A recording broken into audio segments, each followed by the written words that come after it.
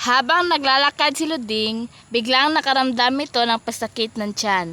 Hindi niya alam ang gagawin dahil mag-isa lang siya sa kanilang bahay at humingi siya ng tulong sa kanyang kapitbahay.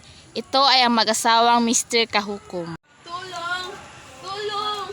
Tulong! Kaya ako tulong! Oh, anong nangyari sa'yo?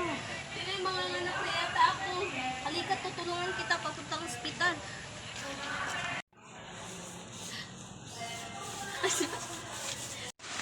At tinulungan si Luding ni Mr. Kahukom papuntang ospital. Nakaupo ang waswasko sa labing naghihintay at nakalimutan na ata siya. 20 minutos ang nakaraan, sabi ng waswasko na hindi pa sinisipot ng nurse na nagsabi sa kanya na maghintay siya ron.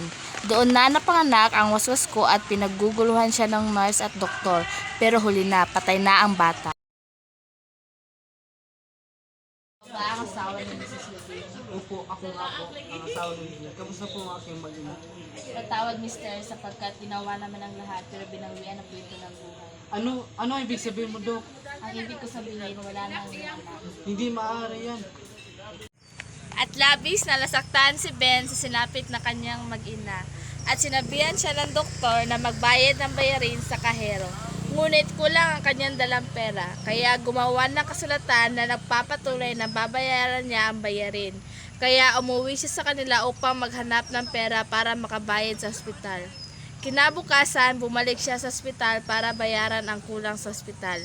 At masaya na may halulungkot dahil sa kanyang sinapit. Pumunta sa ikalawang palapag sa ospital at doon niya nilabas ang kanyang galit at pinunit niya ang papel.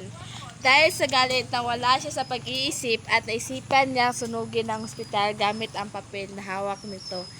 Ang sunugin ay may nakakita sa kanya at agad itong tumakbo at hinabol siya ng mga nurse. Hoy! Anong ginagawa mo? Doon dinakip siya ng pulis at dinala sa kulungan.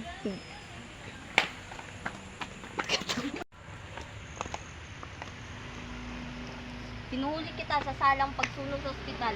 May karapatan kang manahimik. Ano man ang sasabihin mo'y pwede gamitin pabor o laban sa'yo.